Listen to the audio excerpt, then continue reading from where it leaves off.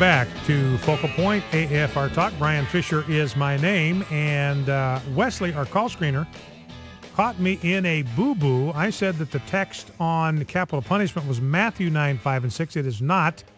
It is Genesis 9, 5, and 6. So I appreciate Wesley catching that. We told him what that means is next time there's a lightning storm, he doesn't have to go outside wrapped in tinfoil. That's the bonus we gave him for catching that. Now, I'm not the only one that made a mistake. Jeff, if we could grab audio bite A8. This is Barack Obama on Jay Leno last night. Remember, this is a guy that talked about 57 states, talked about corpseman. It's pronounced corpsman, and he pronounced it corpsman, pronounced it like it is spelled instead of like it is pronounced. And he's on Jay Leno last night talking about some of the infrastructure that needs to happen. Now, to set this up, you need to listen carefully, but remember that Savannah, Georgia, and Charleston, South Carolina are on the Atlantic seaboard. They are not in the Gulf of Mexico. So let's listen to Barack Obama make another geographical boo-boo. You know, Panama Canal is being widened so that these big super tankers can come in. Now, that'll be finished in 2015. If we don't deepen our ports all along the Gulf, places like Charleston, South Carolina, or Savannah, Georgia, or Jacksonville, Florida, if we don't do that, those ships are going to go someplace else. Well, maybe they'll go to the Gulf of Mexico, since Savannah and Charleston happen to be on the Atlantic seacoast. Okay, so that's President Obama, another gaffe, another geographical failure.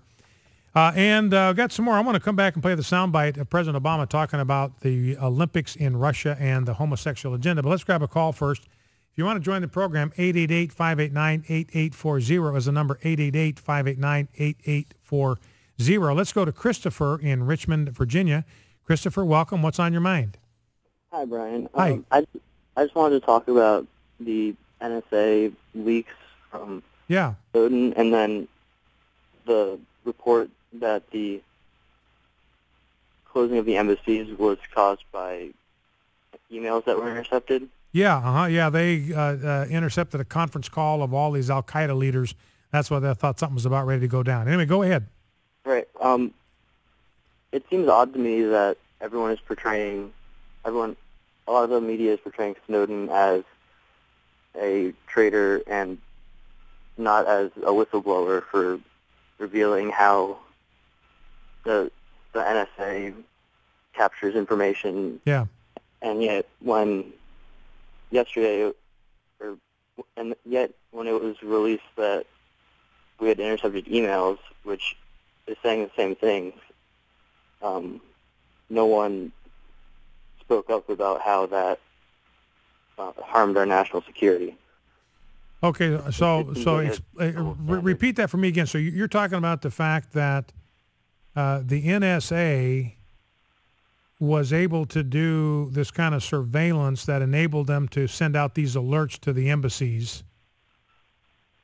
And I'm not sure where you were going with that in comparison to what Snowden did. Okay, what I'm trying to say is that the Snowden leaks put our methods of gathering information at risk. Yeah. Talking about essentially bragging about monitoring al-Qaeda emails. Yeah. Doesn't do that, which is the same thing as what the leaks said, is that, you know, we're monitoring everything you do. Yeah. So what's the bottom line? Where are you going with that, Christopher? I'm just trying to understand what you're driving at. What your bottom line point is there. What I'm trying to say is that they're showing a double standard, that when it, you know, directly relates to national security that's imminently happening, people seem fine with it, but they aren't fine with just leaks in general, which were much more egregious, saying that we're capturing pretty much all the data. Okay, and I see what you're saying there. A lot of Republicans can't make up their mind about Snowden. I mean, there are two minds about Snowden. He was a traitor, and others saying he's a whistleblower. And I think he's a whistleblower. I think what he was blowing the whistle on these egregious violations of the Fourth Amendment. Now, I think what he should have done is he should have stayed and faced the music. That's what whistleblowers do. And we have protections. We have protections in place, whistleblower statutes, that protect somebody who comes forward with this kind of misconduct from being punished. So that's what I would prefer that he done by flying off to Hong Kong or Singapore, wherever he went, and into Russia. He made himself look guilty, made himself look bad. I think what he should have done, stayed here, faced the music, claimed protection under the Whistleblower Act, and I think maybe would have been looked at a little bit differently. All right, listen, Christopher, I appreciate that call. Thank you for that. 888-589-8840 is the number to call, 888-589-8840. Now, President Obama's approval numbers continue to drop. Looking at a Gallup poll just released today, his job approval dropped to the lowest level of his second term, 45% approval, 48% disapproval, so he's 3 points upside down, has not been above 50% since May. And some potential bad news for Hillary Clinton.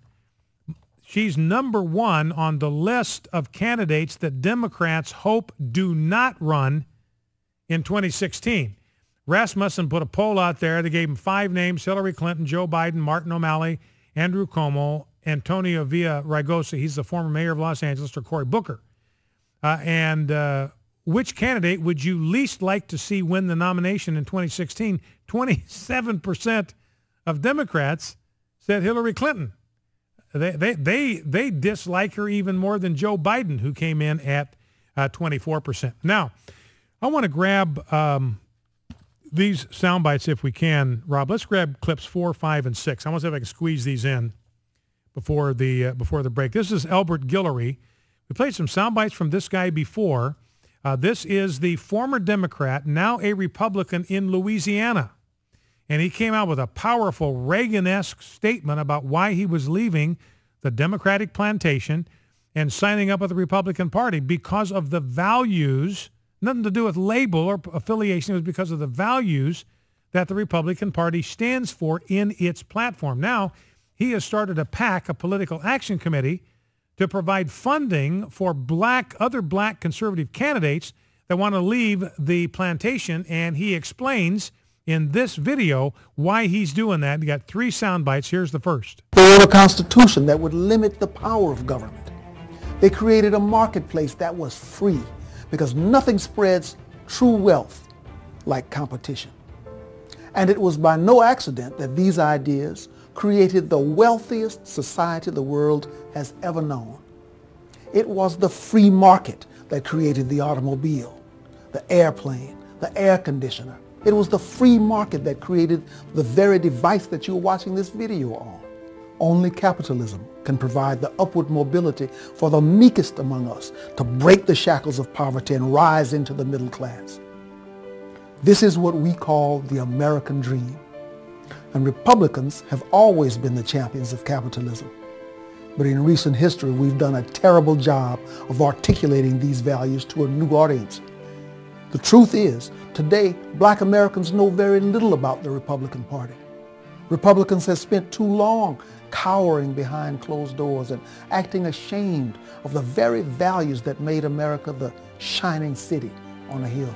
So that's Elbert Guillory. Capitalism is what is responsible for American prosperity. Republicans have been cowards. You got Mitt Romney out there yesterday telling Republicans don't shut down the government. Mitt, it's not the Republicans that will shut down the government over Obamacare. It's Obama. The Republicans are prepared to offer a spending bill, a continuing resolution, that funds every single solitary activity of the federal government except for Obamacare.